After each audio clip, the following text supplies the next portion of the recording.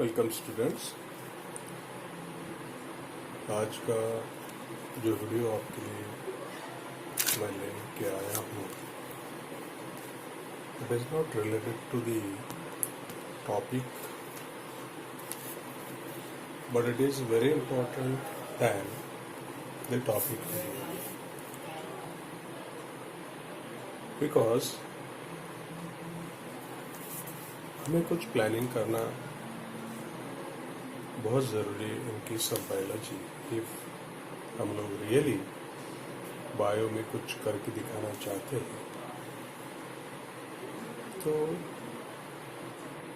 हमारे कंटेंट और हमारे टॉपिक्स को हमें डिवाइड करना पड़ेगा according to the experience of the previous exam. तो जब भी मैं एनालिसिस करता हूँ, देखिए ये हमारा बैड लक है कि during this Covid season, I am calling Covid season, actually it is not season but it is the condition which is unwanted condition, very unwilling condition for everyone, all of us. तो हमारा direct face to face interaction नहीं हो पा रहा, classroom interaction नहीं हो पा रहा। अदरवाइज ये सारी बातें मैं आपको बोर्ड के ऊपर समझा देने वाला था और समझाने वाला था। जैसे कि आप लोगों का भी according to the board or according to the college routine 11th complete हुआ और 12th में इंटर हो गए। तो 11th हमने जिस ढंग से कंप्लीट किया, जिस ताकत से हमने कंप्लीट किया, बस करते गए। द पर्पस था कि आपको बायोलॉजी के बारे में समथिंग और रेस्ट ऑफ द सब्जेक्ट के बारे में भी कुछ जानकारी आपको मिलनी चाहिए, ऐसा भी प्लानिंग था। लेकिन आप पढ़ाई के साथ साथ दूसरा भी प्लानिंग करना पड़ेगा, और वो प्लानिंग आपके सिलेबस का distribution according to the impact of the topic in the exam, ये अरेंज करना पड़ेगा। तो फॉर दैट देखिए, सिंपली अगर आपने प्लानिंग के हिसाब से किया तो जितने भी सिंसियर स्टूडेंट्स हैं, सिंसियर मतलब जो डेली हमारी बातें सुनते हैं, होमवर्क करते हैं और उसको अच्छी तरह से रिस्पांस देते, खुद को ज़्यादा होशियार नहीं समझते। कुछ बच्चे हैं ना, बहुत ही इंटेलिजेंट होते हैं और वो सोचते कि टाइम पर कर लेंगे और जाने दो, ये क्या है, थोड़ी सी तो बात है, आज के दिन नहीं किया तो क्या हो जाता, कल कर लेंगे। सो ये वेरी बोगस या फिर वेरी गंदी आदत बोलेंगे हम लोग इसको। जिस दिन जो काम होता है उस दिन अगर वो प्लान के हिसाब से हुआ तो हमारे कुछ कंक्लूजन्स होते हैं, हमारे कुछ प्लान्स होते हैं, उसके हिसाब से आपका रिजल्ट बनते रहता। चलो, मैं जो बात लेके आपके सामने आया वो आपको बायोलॉजी में आउट ऑफ 360 350 के आसपास लेके जा सकते, ऐसे एक मजबूत प्लान आपके सामने। अगर आपको बायोलॉजी में 350 मार्क्स मिल गए तो फिर केमिस्ट्री और फिजिक्स का आपका जो लोड है वो कम हो जाता है। जो टेंशन, फिजिक्स के बारे में जो टेंशन आप लोग लेते हैं, फिजिक्स की टेंशन कम हो जाएगी, केमिस्ट्री की टेंशन भी जो आप लोग लेते कम हो जाएगी। मैं सीधी बात आपके सामने रख रहा हूँ। देखिए, अगर हमने बुक के हिसाब से बात की, कंटेंट के हिसाब से बात की, तो हमारे बायोलॉजी के 11th स्टैंडर्ड का एक बुक एनसीईआरटी का और 12th स्टैंडर्ड का एक बुक एनसीईआरटी का, कितने बुक है? 2 बुक। हमारे टॉपिक है 38 टोटल, और उसको अलग अलग यूनिट्स में डिवाइड कर दिया, ये आपको पता है। और केमिस्ट्री के बारे में हमारे 4 बुक्स हैं। केमिस्ट्री की 4 बुक है, फिजिक्स के 4 बुक है। It means volume 1, volume 2 for 11th standard and volume 1, volume 2 for 12th standard. So 4 बन गए फिजिक्स, और सेम वे केमिस्ट्री के भी 4 है। और ये सब करने के बाद आपको उसके अंदर न्यूमेरिकल्स है और केमिकल रिएक्शंस है।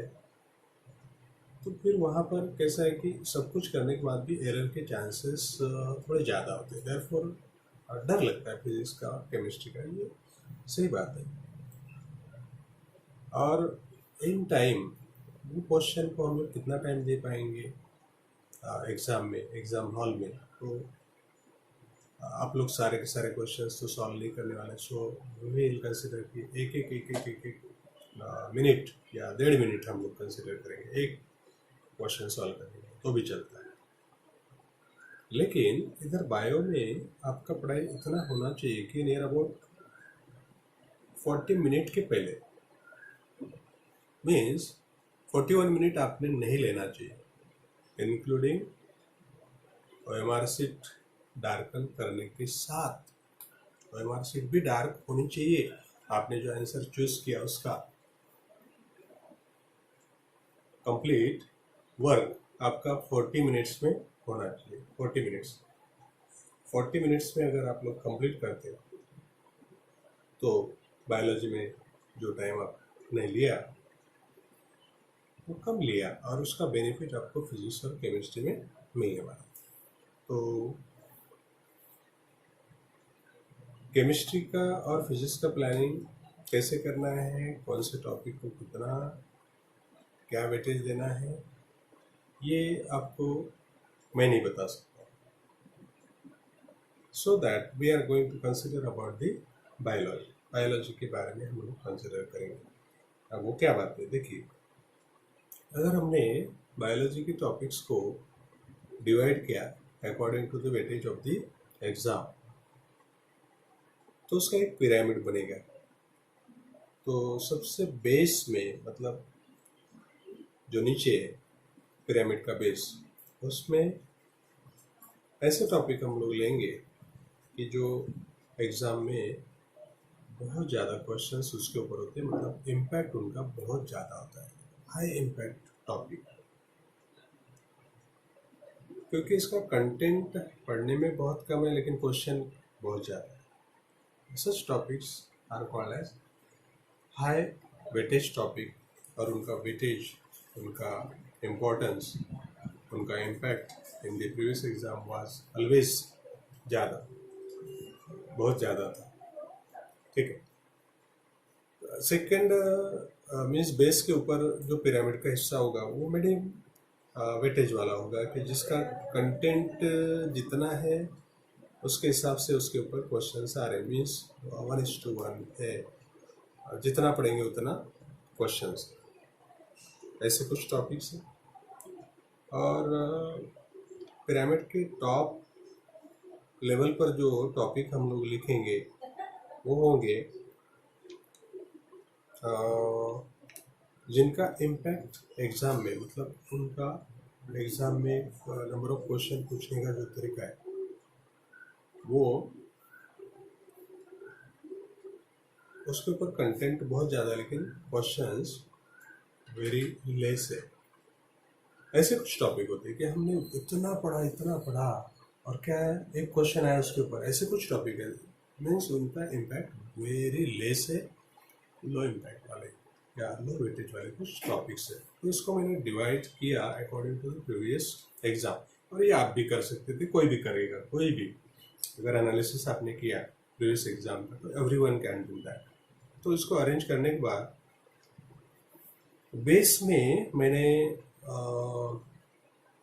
जो टॉपिक रखे वो ह्यूमन फिजियोलॉजी, ये यूनिट का नाम है। उसमें 7 टॉपिक्स आते हैं, 7 चैप्टर्स आते हैं। रिप्रोडक्शन, इसमें 4 टॉपिक। बायोटेक और बायोटेक्नोलॉजी ये यूनिट है, उसमें 2 टॉपिक। नेक्स्ट वाला है जेनेटिक्स एंड इवोल्यूशन, ये यूनिट है जिसमें 3 टॉपिक। और नेक्स्ट यूनिट है इकोलॉजी, उसमें 4 टॉपिक है। और बाद में सेल बायोलॉजी, जिसमें 3 टॉपिक है, जैसे कि cell structure, function, biomolecules and cell division, ऐसे 3 टॉपिक इसमें। ये हो गया हमारा बेस। तो कुल मिला के इसके अंदर 23 टॉपिक्स आ गए कि ये टॉपिक के ऊपर बहुत ज़्यादा क्वेश्चन होंगे। अब देखिए, अगर वेटेज के हिसाब से देखा तो ह्यूमन फिजियोलॉजी में बहुत ज़्यादा क्वेश्चंस आते हैं, रिप्रोडक्शन के ऊपर ज़्यादा क्वेश्चन आते हैं, बायोटेक्नोलॉजी के ऊपर, ह्यूमन जेनेटिक्स एंड इवोल्यूशन इसके ऊपर ज़्यादा क्वेश्चन होते हैं, इकोलॉजी के ऊपर ज़्यादा क्वेश्चन आते हैं। सेल बायोलॉजी के ऊपर ज़्यादा क्वेश्चन नहीं आते, लेकिन सेल बायोलॉजी इसलिए हमें फिट करना है, ज़्यादा उसको पढ़ना है, because we know that cell then tissue then organ and then organ system. So cell की बनावट, उसकी केमिकल कंपोजिशन, उसका बिहेवियर अगर आपको पता है, how it divides, why it divides, तो फिर आपको बाकी की बायोलॉजी समझने में वेरी आसानी होगी। देयरफॉर उसको यहाँ पर रखना बहुत ज़रूरी है। बेस के अंदर base of the pyramid is showing that कि ये टॉपिक बहुत ज़्यादा इम्पोर्टेंट है और इसके ऊपर क्वेश्चंस भी ज़्यादा होते हैं, एक्सेप्शन सेल बायोलॉजी का। फिर मीडियम कि जिसका कंटेंट ज़्यादा है और क्वेश्चन उसके रिलेशन में, क्वेश्चन भी जितना कंटेंट उतने क्वेश्चन, ऐसे। तो इसमें बायोलॉजी एंड ह्यूमन वेलफेयर ये यूनिट है, उसके अंदर 3 टॉपिक है। डायरेक्टर बायोलॉजिकल क्लासिफिकेशन एक ही टॉपिक, लिविंग वर्ड एक ही topic, director structure in plants and animal, इसके अंदर 3 टॉपिक है। ओके, तो कुल मिला के मीडियम इम्पैक्ट या मीडियम वेटेज वाले जो टॉपिक है वो हमारे 8 है। हाई इम्पैक्ट वाले कितने? 23। लो मीडियम इम्पैक्ट वाले 8 और बाकी कितने बचे अभी? 7। तो 7 ये टॉप ऑफ द पिरामिड पर लिख रहा हूँ मैं कि जो एनिमल किंगडम है, प्लांट किंगडम है, प्लांट फिजियोलॉजी। प्लांट फिजियोलॉजी में 5 टॉपिक है। 5 टॉपिक कौन से? Mineral nutrition, plant growth, photosynthesis, respiration, etcetera etcetera, वो 5 है। तो ये जो टॉपिक है प्लांट फिजियोलॉजी, इसको आप लोग इंटरेस्टिंगली जितना समझ में आता है उतना करो, मगअप करो, क्योंकि आपको एमबीबीएस अगर जाना है तो सबसे ज़्यादा इम्पोर्टेंस, सबसे ज़्यादा इंटरेस्टिंग आपको क्या पढ़ना पड़ेगा आगे? Human physiology. तो वो तो आपको वेरी इंटरेस्ट वाला फील्ड है तो वो मिल जाता है, लेकिन प्लांट फिजियोलॉजी ये फिजियोलॉजी है, समझने में आता, लेकिन इसका आगे चल के इतना इम्पोर्टेंस नहीं है। तो इसको मगअप करके रखो, इसके ऊपर का कोई क्वेश्चन आपका नहीं जाना चाहिए। देखिए, जैसे आप सोचेंगे कि मिनरल न्यूट्रिशन, बाप रे बाप, मिनरल न्यूट्रिशन अगर है तो हर एक मिनरल का क्या क्या रोल है, कितने डिसऑर्डर्स है, और ये पढ़ना कितना टीडियस है हमारे लिए। तो इसको, और क्वेश्चंस कितने आते हैं? 1 या 2, पढ़ना कितना? बहुत सारा। तो इसको इम्पैक्ट इसका एग्जाम में कम है, लेकिन पढ़ाई बहुत ज़्यादा है। तो ऐसे टॉपिक हमने पिरामिड की टॉप पर लिए। तो आपको कैसे जाना है? बेस टू टॉप जाना है। मैं सबसे ज़्यादा इम्पोर्टेंस आपको बेस को देना है, देन मीडियम, देन टॉप को। इट डजंट मीन कि कोई टॉपिक आपको छोड़ देना है, नहीं नहीं, बिल्कुल। लेकिन इस हिसाब से अगर वेटेज से अगर आपने काम किया तो डेफिनेटली आपको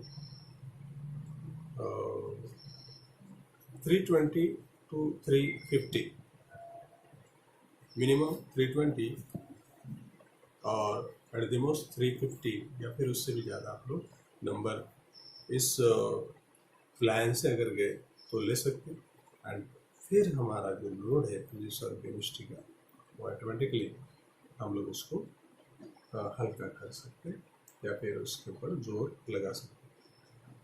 देखिए, फिजिक्स में 4 किताबें पढ़ी 180 नंबर के लिए, केमिस्ट्री में 4 किताबें पढ़ी 180 नंबर के लिए, मतलब नंबर ऑफ क्वेश्चन कम है, कंटेंट ज़्यादा है, इसलिए लोड आ जाता है। बायोलॉजी में 2 ही किताबें पढ़ो, 360 नंबर ले लो। और यहाँ पर कैसा है, अगर आपको पता है तो आप इजीली लिख लेते, लेकिन इसकी प्रैक्टिस करना बहुत ज़रूरी है। इतना लाइटली भी लेना ज़रूरी नहीं है कि हम लोग कर लेंगे, नहीं नहीं।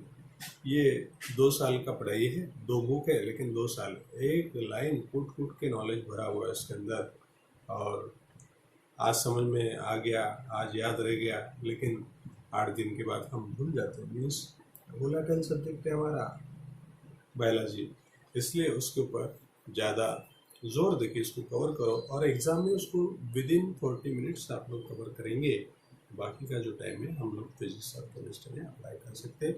और पढ़ाई के बारे में भी वैसा है कि फिजिक्स और केमिस्ट्री का प्लान क्या होगा आपके टीचर आपको बताएंगे, लेकिन बायो का प्लान इस तरह से आपको करना है। ठीक है, तो ये हो गया वीडियो विदाउट कंटेंट। अगर आपको प्लान किया आप लोगों ने और उसको फॉलो नहीं किया तो इट हैज़ नील इफेक्ट। इसका कोई मतलब नहीं आपको प्लान करने का। मतलब ऐसे हज़ारों स्टूडेंट होते कि जो प्लान तो कर लेते लेकिन उसको फॉलो नहीं करते। एक दिन भी आपको उस प्लान के बारे में भूलना नहीं चाहिए। मैं तो सोचूंगा कि आप जहाँ पर बैठते टेबल है या फिर आप लोग जहाँ जहाँ पर आपका दिन भर बैठना उठना है आपके घर में, ऐसी जगह पर आप लोग कुछ चार्ट्स या फिर कुछ बातें दीवारों के ऊपर चिपका दीजिए, लिखिए। बहुत ज़्यादा बिजी रहिए आप लोग फिजिक्स के बारे में या केमिस्ट्री के बारे में। दिन भर अगर वो फार्मूला है, वो केमिकल रिएक्शन अगर वो 3-4 बार आपने देख लिया तो ऑटोमेटिकली वो लर्न हो जाता, लर्न बाय हार्ट हो जाता। उसको बैठ के पढ़ने की ज़रूरत नहीं है। जैसे इंटरेस्टिंग बन जाता है कि हम लोग क्या पढ़ रहे हैं, क्या काम कर रहे हैं। ओके, अगर कोई प्रॉब्लम है you can ask me personally about your personal planning. लेकिन प्लानिंग इसलिए करना है कि अगर वो फॉलो हो रहा तो, फॉलो नहीं हो रहा हज़ारों प्लानिंग करो, हज़ारों किताबें आपके सामने पड़ी हुई है, इट्स ऑफ नो यूज। करना है तो प्लान करो, otherwise it's of no use. Okay, so see you, thank you.